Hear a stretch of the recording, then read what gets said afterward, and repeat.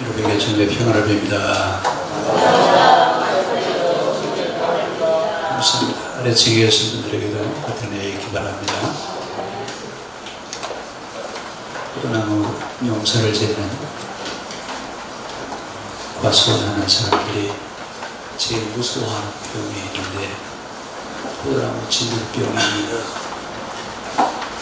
이건 바이러스를 통해서 전달되어지는 병인데 겉으로 봐서는 전혀 알 수가 없어요.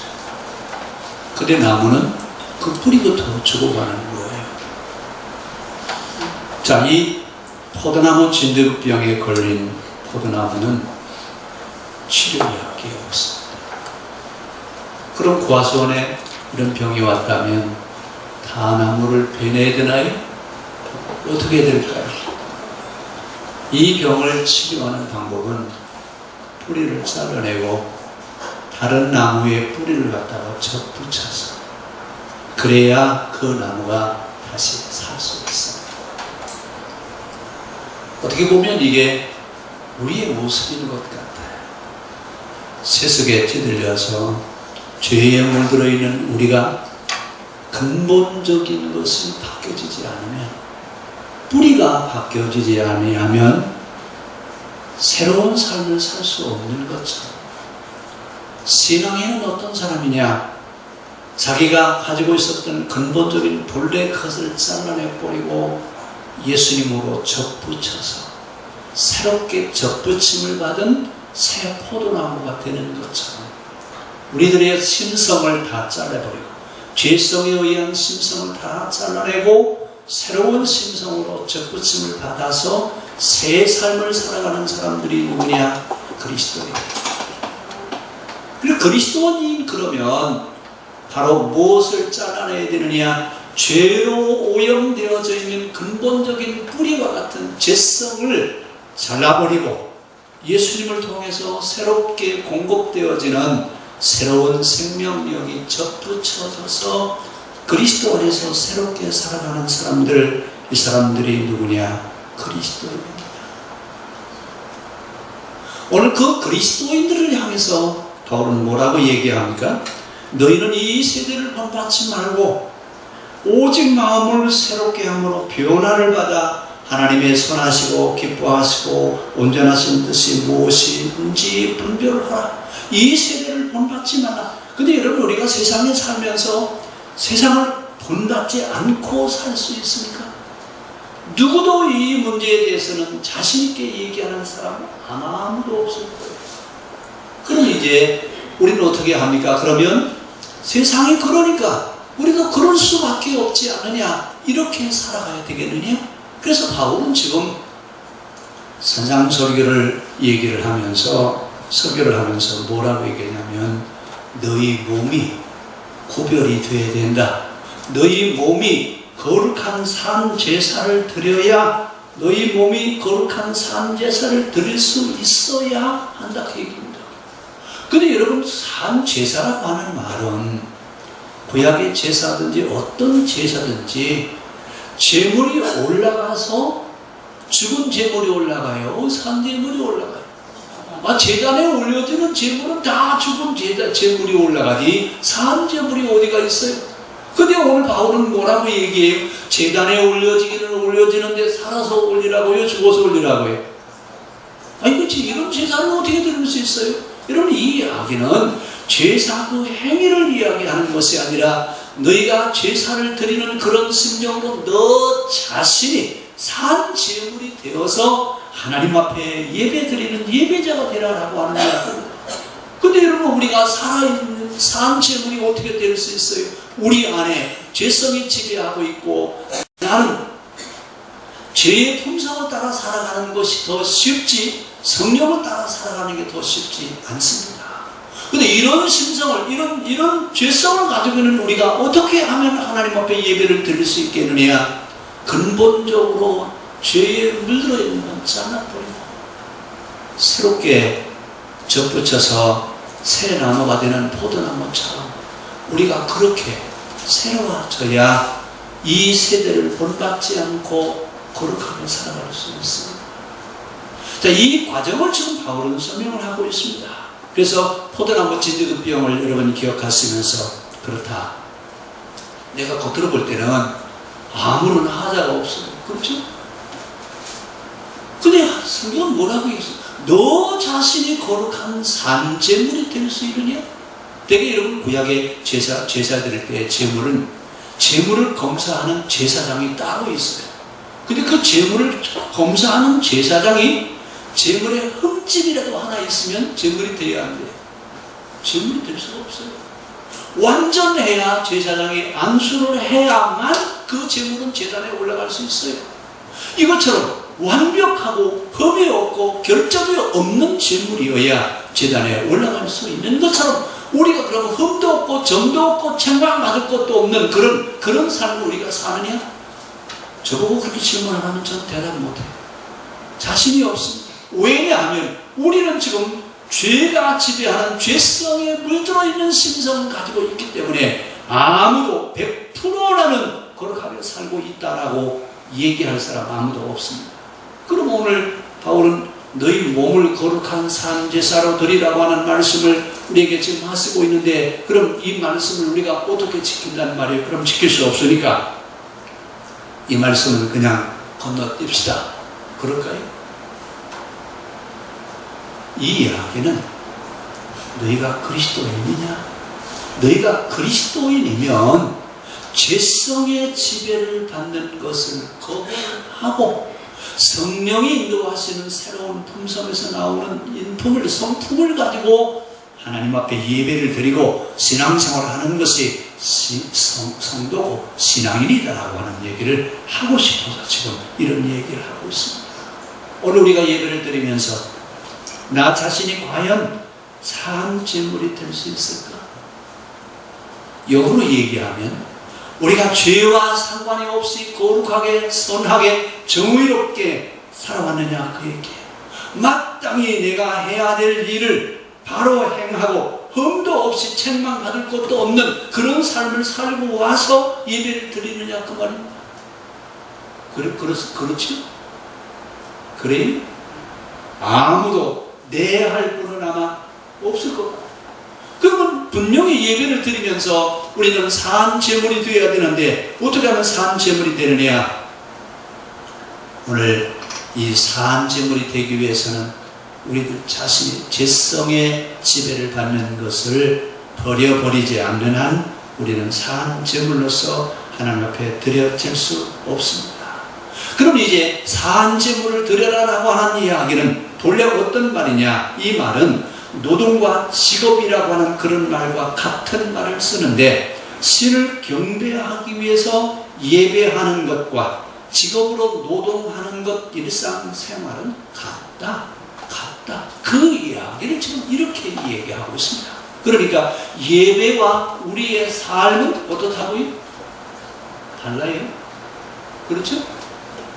여기서 얘기하는 말은 예배를 드리는 것이나 내가 일상 직장의 직업으로 일을 하는 그런 노동의 현장에 있는 것이나 같다 그 말이에요. 그럼 예배와 삶은 분리되어질 수 없다라고 하는 이야기를 지금 이렇게 얘기를 하고 있습니다. 그러면 오늘 너희가 신앙인이냐? 그러면 우리가 예배를 드려야 되는데 예배를 드리는 예배자는 어떤 상황, 어떤 삶을 사는 사람이냐? 그 예배자는 삶과 예배가 분리되지 않는다. 삶이 예배고 예배가 삶이 되게 하는 그런 삶을 살고 예배를 드리러 올 때 산 제물이 된다. 오늘 이 이야기는 우리가 꼭 실천해야 될 문제입니다.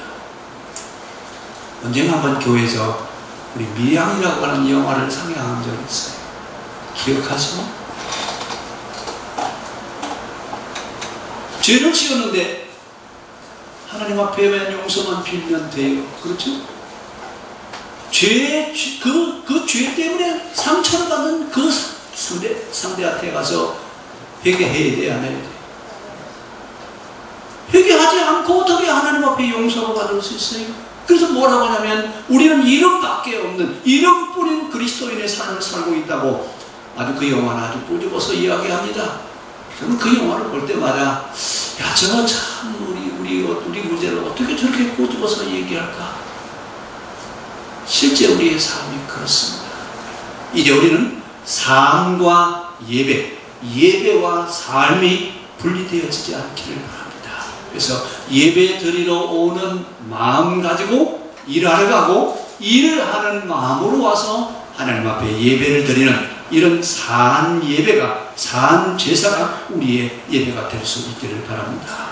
그러면서 구약의 예배의 특성이 용서와 화해입니다. 용서를 받지 않고서는 우리는 평안해질 수 없습니다. 그래서 구약에 드리는 동물 제사는 왜 제물을 드리느냐? 동물이 불에 타 죽는 것을 바라보면서 아, 내 죄가 완전히 불에 타 없어졌구나, 소멸되어졌다라고 하는 것을 내 눈으로 확인하면서 죄에서 벗어나게 하기 위해서 동물 제사를 드리는데, 그 동물 제사의 특성이 바로 뭐냐면 용서와 화해입니다. 그래서 예배 드리는 자들은 항상 예배자는 용서하는 마음과 화해하는 마음이 있어야 하나님 그분 앞에 용서받을 수 있고 우리도 용서할 수 있습니다. 그러니까 예배자는 항상 화해하고 용서하는 마음이 있을 때 내 자신이 거룩한 제물로 예배를 드릴 수 있습니다. 그래서 예수님 뭐라고 말씀하시냐면, 너희가 예배 드리러 가다가 누구하고 불화한 일이 생각나거든 제물을 거기다 놔두고 가서 뭐하고 오라고요? 화해하고 와서 그리고 너는 예배를 드려라. 근데 우리는 예배는 예배고 화해는 화해지 않는다 그 말입니다. 뭐가 분리되어 있어요? 예배와 삶이 지금 분리되어 있기 때문에 그렇습니다. 오늘 우리는 이제 예배와 삶을 분리하지 말고 이제는 우리들 자신이 산 제물이 되어서 하나님 앞에 드려질 수 있기를 바랍니다. 그럼 이제 산채로 예배를 드리라는 얘기죠? 그 말이 아니라 삶이 제사가 되게 하라. 무슨 얘기냐면 하나님이 우리의 삶을 받으실 수 있는 그런 삶을 살면서 예배를 드리라 그 말입니다.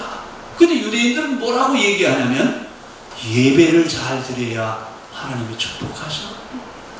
예배를 잘 드려야 하나님이 기뻐하셔. 그래서 예루살렘에 올라가서 예루살렘에 예배 드리러 간다라고 하는 말을, 내가 예루살렘보다 높은 지역에 살고 있어도 예배 드리러 올라간다라고 그렇게 얘기합니다. 이것은 예배에 대한 어떤 거룩성을 표현하기 위해서 하는 이야기인데, 사실은 여러분 예배 그 자체가 중요한 것이 아니라 예배를 드리는 자의 삶이 더 중요하다는 사실을 우리가 기억해야 될 줄 압니다. 그래서 예수님은 이 산에도 말고 저 산에 가서도 말하라. 이 이야기는 어디 가서 예배를 드리느냐 그게 중요한 것이 아니라 신령과 진정으로 하나님이 나를 제물 삼아서 기뻐 받으실 만한 그런 삶이 중요한 것이지, 어떤 장소에 가서 예배를 드리느냐라고 하는 것이 중요하지 않다 그 말입니다. 오늘 우리는 장소에 많은 관심을 갖는데, 그래서 구약의 예언자들이 뭐라고 그래요? 너희는 그리심산에 가서도 말고 시온산에서도 말고 너희는 신령한 산 제사를 하나님께 드리라. 이 이야기를 하는 이야기는 하나님은 제물보다도 더 중요하게 보시는 것은 우리의 삶을 중요하게 보신다 그 말입니다. 자, 그러면 우리가 이 산 제물이 되게 하기 위해서 어떻게 해야 되겠느냐? 첫째로 우리에게 뭐라고 말씀하십니까? 너희는 이 세대를 본받지. 제일 큰 문제가 바로 여러분 세대의 문화를 흡수하는 겁니다. 가나안에 들어가는 이스라엘 백성들에게 너희가 가나안 땅에 들어가거든 신신당부를 하면서 뭐라고 말씀하시냐면 그 사람들에게 문화적으로 감동하고, 우리는 그들의 문화를 받아들이는 것이 아니라 그들이 우리의 문화를 바라보면서 우리를 바라보면서 감동하게 하는 삶을 살아가라고 우리에게 말씀하십니다. 자, 그러면 이 세대를 본받지 말라라고 하는 이야기는 세상에 살지 말라는 얘기입니까? 만약에 그러면 쉬웠지. 오히려 왜 차라리 산속에 들어가도 텐트 쳐놓고 혼자 살면 문화적인 접촉을 하지 않기 때문에 얼마든지 편하게 살 수 있겠죠. 그런데 성경은 뭐라고 그래요? 삶과 예배를 분리하지 않는 것처럼. 그럼 어떻게 하면 우리가 이 세상에 살면서 세대를 본받지 않을 수 있겠느냐? 여러분, 이건 역사적으로 계속해서 섞여있습니다. 가나안에 들어가는 이스라엘 백성들에게, 특히 로마 제국을 기독교에게 맡기면서 기독교 제국을 만들었을 때도 역시 마찬가지였습니다. 오늘날도 역시 마찬가지입니다. 문화적인 영향을 우리가 끼쳐야 되는데 오히려 우리가 문화의 영향을 받아서 세속화되어져 가는 이런 모습들이 계속해서 진행되어져 가고 있습니다.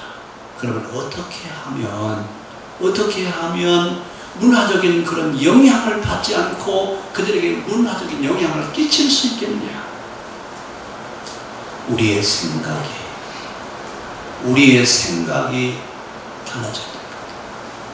우리의 정신력이 살아나서 그리스도인으로서의 정신력을 지니고 있는 삶을 살 때만 영향을 끼칠 수 있다는 얘기입니다.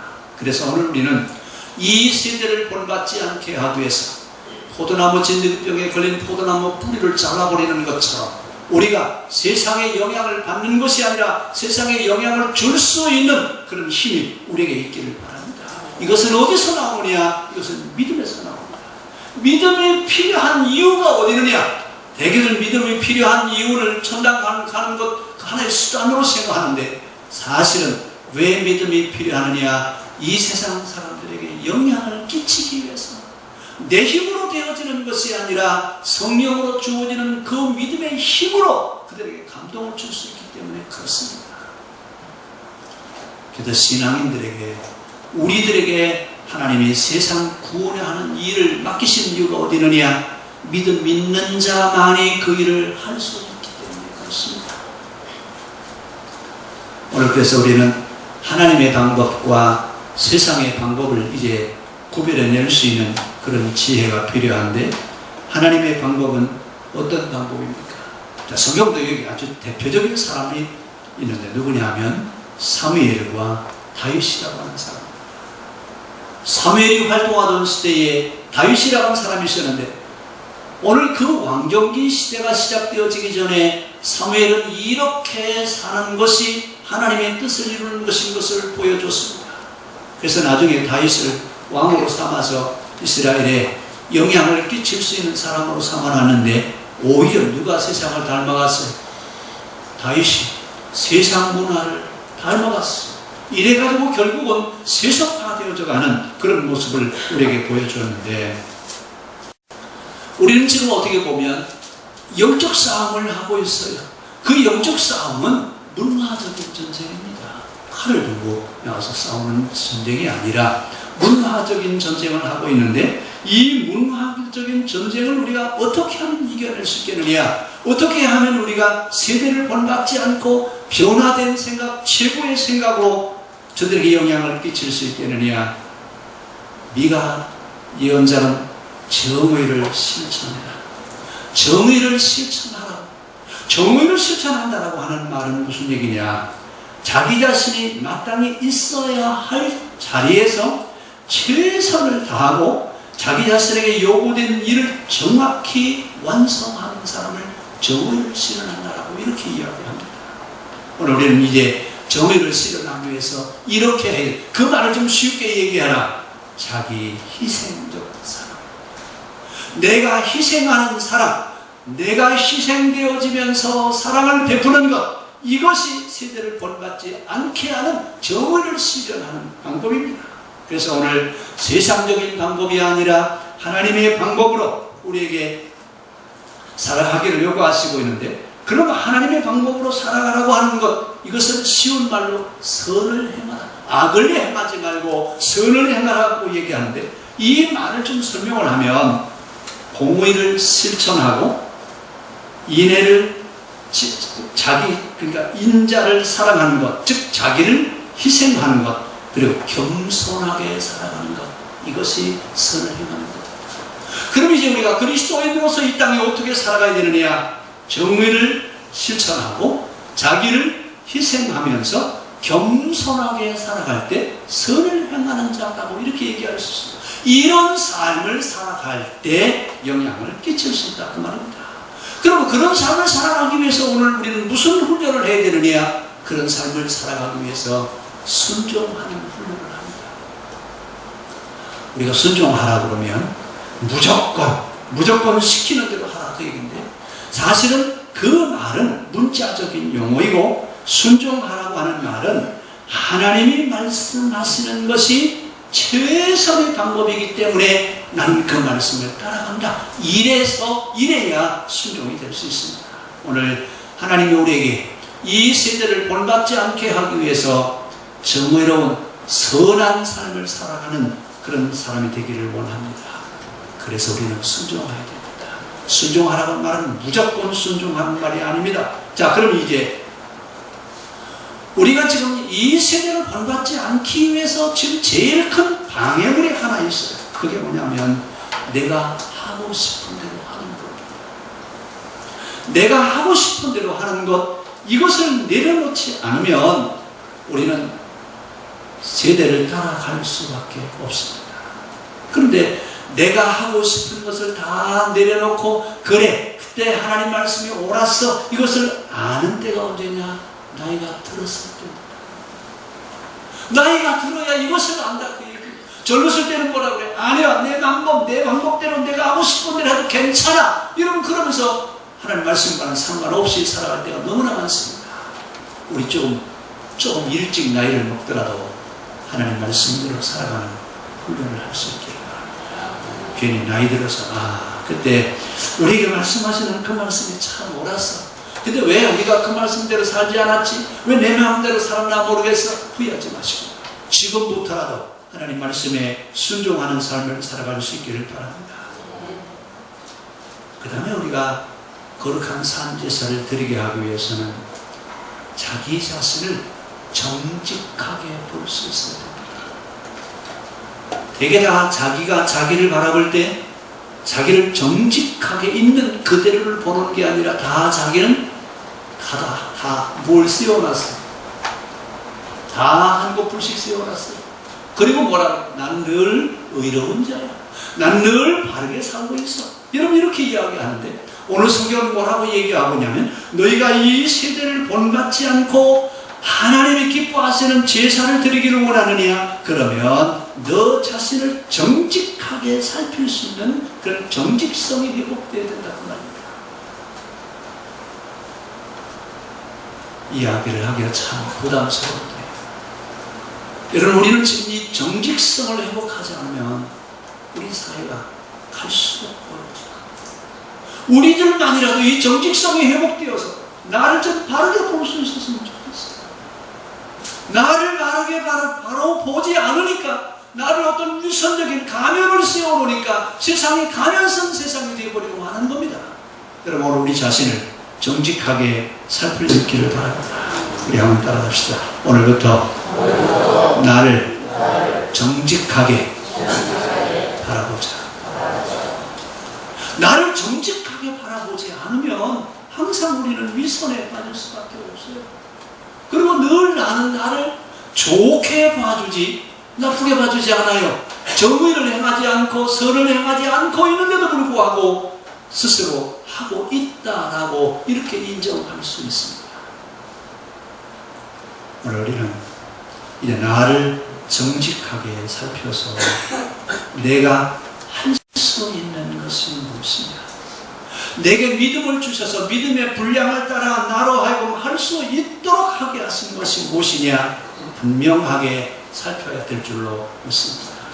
오늘 바울은 믿음의 분량을 따라서 각 사람에게 필요한 은사를 주시고 그 사람만이 할 수 있는 일을 하나님이 다 우리에게 주셨대요. 그래서 뭐라고 얘기냐면, 생각할 그 이상의 생각을 품지 말고, 이 이야기는 무슨 얘기예요? 막말로 얘기하면 분수를 정하라. 분수. 되게 여러분, 우리가 자기 역할을, 자기 자신을 정직하게 보지 않으면 나를 보는 그 눈이 여러분 정직해질 수 없습니다. 그래서 우리는 자기 분수를 잃어버리는 거예요. 우리가 가끔 제가 그런 얘기 하는데, 국어를 배웠으면 뭘 알고 있고, 주제 파악을 하고, 산수를 배웠으면 분수를 알아야지. 우린 다 국어, 산수 다 배웠죠? 내가 무엇을 해야 될 것인가? 내가 있어야 될 자리가 어딘가? 내가 해야 될 일이 무엇인지 이것을 생각할 줄 알아야 됩니다. 하나님이 우리에게 믿음의 분량을 따라서 지혜롭게 생각할 수 있는 힘을 우리에게 주셨습니다. 그래서 우리가 교회 안에서 우리들이 어떻게 행동해야 되느냐, 교회 안에서 어떻게 살아야 되느냐, 교회를 세워가고 교회를 이뤄가는 일을 위해서 우리가 이제 무언가 해야 되지 않겠느냐라고 하는 그런 가슴에 뜨거운 열정이 우리에게 필요하지 않느냐 그 말입니다. 여러분, 사도 바울이 목회에 성공할 수 있었던 비결은 바울 옆에 누가 있었냐면 또 하나 바스가 있었어요. 누군지 아시죠? 하나다. 그리고 바울이 선교 사역을 하고 바울이 목회하는 동안에 바울에 대한 얘기, 바나바에 대한 얘기가 나와요? 안 나와요. 한참. 바나바는 그건 아무것도 안 했다는 얘기죠? 이게 여러분 믿음의 비밀이에요. 바울이 목회에 성공할 수 있었던 것은 바나바가 있었기 때문에 가능했습니다. 바나바의 도움이 없었다면 아마 바울은 예루살렘에 알려지지도 않았고 선교 여행을 할 수도 없고 아마 바울은 그냥 매장되어 있을지도 몰라요. 그런데 누구 때문에? 바나바 때문에 바울이 등장할 수 있었고, 바나바 때문에 바울이 일을 할 수 있었고, 바나바 때문에 가는 곳곳마다 선교 사역을 할 수 있는 그런 터전이 바나바 때문에 만들어졌습니다. 근데 바나바는 자기가 그런 일을 하고서도 나는 그런 일을 했다고 해야 안 해요? 그런 얘기 해요? 겸손하게 자기 자신을 보는 겁니다.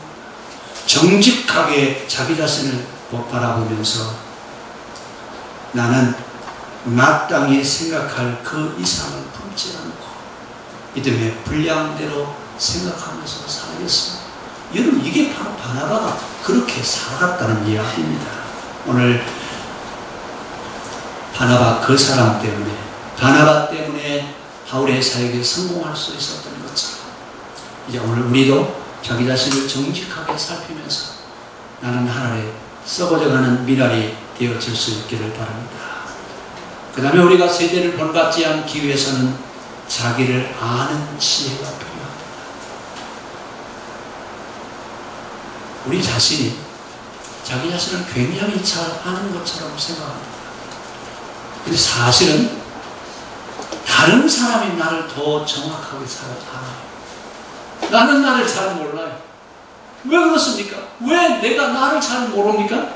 여러분, 오늘 그래서 성경을 뭐라고 얘기했냐면 너희는 너희에게 주어진 지혜를 가지고 너 자신을 바로 아는 자가 되어라. 여러분, 다시 자기 자신을 바로 안다라고 하는 것처럼 깨달은 자가 없습니다. 가장 큰 깨달음의 시작은 어디서부터 시작이냐? 세상의 사물을 꿰뚫어 보는 게 아니라 자기 자신을 알아보는 겁니다. 오늘 여호수아와 갈렙이 광야에 들어갈 때 가나안에 들어간 출애굽 1세대는 여호수아와 갈렙밖에 없어요. 아니, 처음에 나올 때 60만 명이라고 하는 사람들이 출애굽해서 가나안에 들어가는데 그 1세대 가운데 가나안 땅에 들어가는 사람은 2사람밖에 없어요. 아니, 다른 사람들은 다 어떻게 했어? 왜 그 사람들은 가나안에 가지 못했죠? 여러분, 중요한 것은 믿음의 분량대로 지혜롭게 생각할 수 있는 그런 지혜가 우리에게 필요합니다. 여호수아와 갈렙은 자기가 무엇을 해야 될 것인지, 자기가 어떻게 행동해야 될 것인지 믿음의 분량을 따라 지혜롭게 생각할 수 있는 사람들이었습니다. 다른 사람들이 다 지혜 다툼을 하고 권력 다툼을 할 때 여호수아와 갈렙만 뭐라고 그래요? 아니다. 우리는 하나님 말씀에 순종해야 된다. 하나님이 허락해 준 대로 하면 된다. 여러분, 그러면서 설득했던 사람이 누구예요? 여호수아와 갈렙이에요. 이 사람들만 하나님이 약속한 땅에 들어갈 수 있었습니다. 왜 여러분? 다른 사람은 광야에서 다 죽고 여호수아와 갈렙만 갈 수 있었느냐라고 하는 얘기입니다. 다른 사람들은 다 자기 생각대로 하려고 했기 때문에 그렇습니다. 자기 생각대로 하려다가 주도권 다툼하지요, 권력 다툼하지요, 이러다 불뱀 사건 나타나지요, 또 무슨 사건이 나서 이런 뼈처라기 사건 여러분 기억하시죠? 이런 사건들이 결국은 다 못된 것 그래요. 자기 생각대로 하려고 했기 때문에 그렇습니다. 오늘 우리는 자기 생각대로 하려고 하는 생각 내려놓고 자기를 볼 수 있는 지혜가 있기를 바랍니다. 내가 있어야 될 자리가 어디고 내가 무엇을 해야 될 것인가 바로 아는 자기를 볼 수 있는 그런 지혜 우리에게 필요합니다. 오늘 여호수아와 갈렙 또 가나안에 들어가려고 하는 사람들이 주도권을 배제하고 자기 역할을 제대로 했다고 한다면 여러분 이 사람들이 왜 광야에서 다 죽겠습니까? 자, 오늘 우리는 내가 할 일이 뭔가, 하나님의 일하는 자가 어떤 역할을 하는 것인가, 성령의 사람이 내가 성령의 사람인가 세상에 속한 사람인가를 바로 진단할 수 있는 지혜가 우리에게 있기를 바랍니다. 너희는 이 세대를 본받지 말라고 하는 이야기를 여러분 기억하면서 우리가 어떻게 하면 사한 제사를 드릴 수 있겠느냐, 우리의 생각이 달라져야 됩니다. 자기 자신을 정직하게 살필 수 있어야 됩니다. 자기를 아는 지혜가 필요합니다. 내가 무엇을 해야 될 것인가, 내가 어떻게 해야 될 것인가. 오늘 바울은 로마서 12장에서 산상수훈을 얘기하면서 예수님이 산상설교를 하신 것처럼 바울도 산상설교를 하면서 뭐라고 얘기하고 있냐면, 여러분 마음속 깊이 새기시기를 바랍니다. 무엇을 새기느냐? 너희는 이 세대를 본받지 말고 하나님이 기뻐하시는 거룩한 사한 제사를 드리는 그리스도인으로서의 삶을 살아. 이것이 지금 사도 바울이 우리에게 하고 싶은 이야기입니다. 오늘 이 말씀을 마음 깊이 새길 수 있기를 바랍니다. 그러면서 바울이 뭐라고 얘기하냐면 우리 몸에 대한 얘기를 하고 있습니다. 손도 있고 다리도 있고 팔도 있고 눈도 있고 귀도 있는데 다 같은 역할을 하죠. 손은 손의 역할, 발은 발의 역할, 눈은 눈의 역할, 귀는 귀의 역할을 하고 있습니다. 만약에 이런 지체들이 의사소통을 하면서 협력했을 때 하나의 아름다운 일을 만들어내는데, 만약에 다리와 팔이 서로 쉬게 해버린다면 무슨 일이 일어나겠어요? 눈과 귀가 서로 여러분 쉬게 한다면 무슨 일이 일어나겠어요?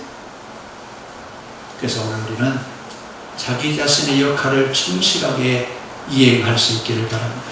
그 이야기를 성경은 뭐라고 얘기하느냐면 마땅히 생각할 그 이상의 생각을 품지 말고 지혜롭게 생각해요. 지혜롭게 자기를 볼 수 있는 사람이 되어야 됩니다. 오늘 우리는 유능한 사람, 지혜로운 사람이 되기보다도 세대를 본받지 않고 거룩한 예배를 드릴 수 있는 삶과 예배가 일치되어져 있는 그런 신앙이 우리에게 필요합니다. 그래서 이제 우리는 교회 안에서 우리의 생각이 달라져야 됩니다. 교회 안에서 달라지지 않으면 밖에 나가서는 달라질 수가 없어요. 교회 안에서 생각의 훈련이 되지 않으면 밖에 나가서는 생각의 훈련을 할 수가 없습니다. 우리가 신앙생활을 하면서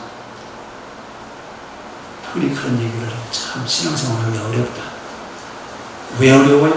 뭐 때문에 그래요? 우리가 지금 두 가지 삶을 살기 때문에 그렇습니다. 오늘 우리 자신이 하나님 말씀을 가슴속 깊이 새겨두어서 이렇게 살아가기를 바랍니다. 하나님이 기뻐하시는 거룩한 산 제사를 드리는 새로운 삶을 살아가는 그리스도인의 삶이 우리의 삶이 되어질 수 있기를 바랍니다.